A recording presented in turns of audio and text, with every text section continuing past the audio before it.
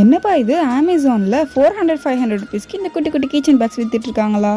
ஆனால் நம்மக்கிட்ட வந்து இந்த 4 பேக்ஸுமே வந்து அவைலபிளாக இருக்குது. நம்ம வந்து லாஸ்ட்டில் ப்ரைஸ் எல்லாமே சொல்லியிருக்கோம், மறக்காமல் செக் பண்ணி பாருங்கள். ஃபர்ஸ்ட் வந்து இது பிங்க் கலரில் சாஃப்டாக ஃப்ளஃபியாக இந்த லெதர் பேக் வந்து கொடுத்துட்ருக்குறோம்.